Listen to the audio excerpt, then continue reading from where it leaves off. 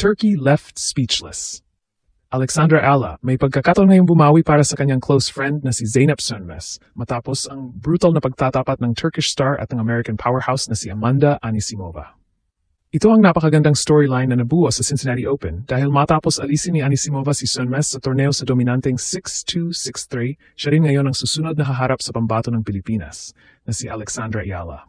At hindi gawa-gawang friendship lang ang koneksyon ni na Alex at Zeynep. Mismong WTA ang nag-feature sa kanilang pagiging close friends noong Abu Dhabi Open ngayong 2026. Sa katunayan, nang magharap sila roon, nanalo si Ala kay Sönmez 6-4, 6-3 pero pagkatapos ng laban ay malinaw ang respeto at closeness ng dalawang rising Asian stars. Kaya ngayon, parang pelikula ang pagkakasunod-sunod ng Cincinnati draw. Tinapos ni Anisimova ang kampanya ni Zeynep. Samantala, umabante naman si Ala matapos mag-retire si Elena Gabriela Rus habang lamang ang Filipina 6-1, 3-0. Ang reward, isang blockbuster showdown laban mismo kay Anisimova. Pero tandaan natin, walang verified statement si Alex na nagsasabing literal niyang ipaghihiganti si Zeynep. Ang revenge angle ay perfect sports storyline lamang. Ang tunay na objective ni Ala ay mas malaking bagay. Ituloy ang Cincinnati run at patumbahin ang isa sa pinakamalakas na American hitters sa tour. At kapag nagawa niya yon, siguradong mapapatingin hindi lang ang Turkey at Pilipinas, kundi ang buong WTA. Mga kababayan, parang isinulat talaga ng tennis gods ang storyline na ito.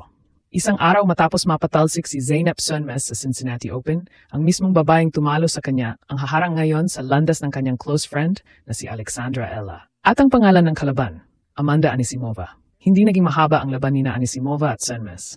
Kinontrol ng American star ang encounter at tinapos ang Turkish representative sa straight sets, 6-2, 6-3. Dahil sa panalong iyon, umabante si Anisimova at nakakuha ng matchup kontra Ala. Kaya hindi maiwasang gumawa ng napakagandang storyline ng mga fans. Alex, ikaw na ang bumawi para kay Zeynep. And this connection actually has substance. Hindi lang basta magkaparehong young players sina Ala at Sönmez. The WTA itself described them as close friends earlier this season when they faced each other in Abu Dhabi. Pareho silang naging trailblazers para sa kani-kanilang bansa. Pareho silang may passionate national fanbases at pareho silang nagsisimulang magkaroon ng malaking presence sa international tennis scene.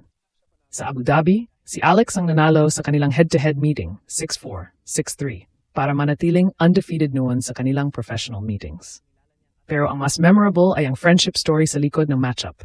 Dalawang competitors na kayang magbakbakan sa court ngunit may genuine respect sa isa't isa pagkatapos. Ngayon, baliktad ang sitwasyon. Hindi si Zeynep ang kaharap ni Alex. Ang haharapin niya ay ang babaeng nagpatigil sa Cincinnati campaign ng kanyang kaibigan. At dito nagiging exciting ang matchup. Anisimova is not the type of opponent na pwede mong bigyan ng maraming short balls. Her game is built around taking control early, hitting aggressively from the baseline, and punishing anything that sits comfortably inside her strike zone. Hindi aksidente na kabilang siya sa elite field ng Cincinnati ngayong taon. Kasama siya sa loaded WTA entry list na binubuo ng pinakamalalaking pangalan sa women's tennis. Pero may dahilan din kung bakit hindi pwedeng maliitin si Alexandra Ayala. She has spent 2026 proving that reputation alone does not scare her. Sa Wimbledon ngayong taon, nakagawa siya ng isa sa pinakamalaking statements ng kanyang career nang talunin niya si defending champion Iga Swiatek 7-6, 9-6-2 sa center court. At bago dumating sa Cincinnati, nakagawa rin siya ng napakalaking run sa Washington. Umabot siya sa final matapos talunin si Naomi Osaka, 6-4, 6-2, at ayon sa Reuters, 6 na top 10 victories na ang kanyang naitala sa season sa puntong iyon. Kaya kapag sinabing Anisimova ang favorite dahil sa experience, power at ranking pedigree, tama iyon. Pero kapag sinabi ring may totoong chance si Ala, tama rin iyon. At mas interesante pa ang kondisyon ng Filipina papasok sa matchup. Hindi kinailangang tapusin ni Ala ang buong laban niya kontra Elena Gabriela Rus. Lamang na siya ng 6-1. 3-0 nang tuluyang mag-retire ang Romanian matapos magkaroon ng problema sa ankle at maantala ang laban dahil sa masamang panahon. That potentially means fewer minutes on court, less physical wear, and more energy available for the next battle. At kontra sa isang explosive ball striker tulad ni Anisimova, bawat maliit na advantage ay mahalaga. Kaya sa Pilipinas, obvious kung kanino ang suporta. Pero sa Turkey, may extra reason silang bantayan ang susunod na laban ni Alex. Dahil kapag napabagsak ni Alexandra Ala ang babaeng nagpatalsik kay Zeynep Sönmez, magiging napakagandang continuation iyon ng friendship storyline ng dalawang Asian tennis trailblazers. Hindi literal na paghiganti. Pero sa mundo ng sports, parang ganoon na rin ang dating. Ngayon, pag-usapan natin kung paano maaring talunin ni Alexandra Ala si Amanda Anisimova. Una, huwag hayaang maging shooting gallery ang baseline.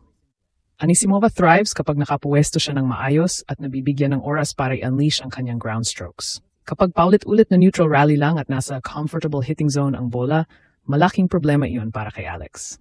Kaya kailangan ng Filipina na gamitin ang isa sa mga bagay na nagpapahirap sa maraming kalaban niya, variation. Change the height, change the pace, change the direction. At kapag may pagkakataon, change the geometry of the rally. Hindi kailangan ni Ala na makipagsabayan sa pure power, every single point. Mas magiging interesante kung mapipilit niya si Anisimova na tumakbo, yumuko, mag-adjust at pumalo mula sa uncomfortable positions. Ito rin ang klase ng tactical flexibility na nakita sa ibang malalaking performances ni Ala ngayong season. Sa kanyang Wimbledon campaign, ipinakita niyang kaya niyang mag-adjust sa pressure ng biggest stages, culminating in that huge straight sets victory over Swiatek. Pangalawa, first serve percentage. Against an aggressive returner, hindi pwedeng maraming second serve si Alex. Hindi kinakailangang puro ace. Ang kailangan ay sapat na quality at placement para hindi agad makuha ni Anisimova ang commanding point. Third, make Amanda hit one more ball. Ito ang isang tactical theme na pwedeng maging napakalaga. Kapag nakakita ng opening si Anisimova, natural niyang gustong tapusin agad ang rally. Pero kung mapipilit siya ni Ella na gumawa ng extra shot, especially habang nag-move laterally, dun maaring lumabas ang errors, at dito papasok ang athleticism at competitive mentality niya. Napakarami ng beses ngayong 2026 na pinatunayan niyang hindi siya basta nawawala kapag malaking pangalan ang nasa kabilang side ng net. Sa Washington, nalampasan niya si Naomi Osaka para makapasok sa final, habang Wimbledon, upset niya kay Swiatek, ay nagpakita na kaya niyang panindigan ang pressure sa pinakamalaking court. So imagine the scene. Sa isang side, Amanda Anisimova, American star, malaking hitter, at ang babaeng katatapos lang magpatalsik kay Zeynep Sönmez. Sa kabilang side, Alexandra Ila, Filipina trailblazer, Washington finalist, and proven giant killer this season. At sa background, dalawang fanbases ang pwedeng magkaroon ng parehong dahilan para suportahan si Alex. Philippines and Turkey. Dahil officially documented na close friends sina Alexandra at Zeynep, madaling maintindihan kung bakit magiging emotional at entertaining ang storyline para sa Turkish fans. Pero sa oras na magsimula ang laban, mawawala na ang friendship narrative.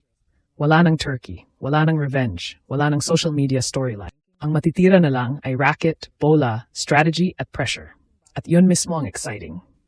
Dahil kung mapabagsak ni Alexandra Ala si Amanda Anisimova, hindi lang iyon simpleng susunod na round. It would be another statement that Alex can walk onto a major WTA stage, look across the net at an established elite opponent, and genuinely believe she belongs there.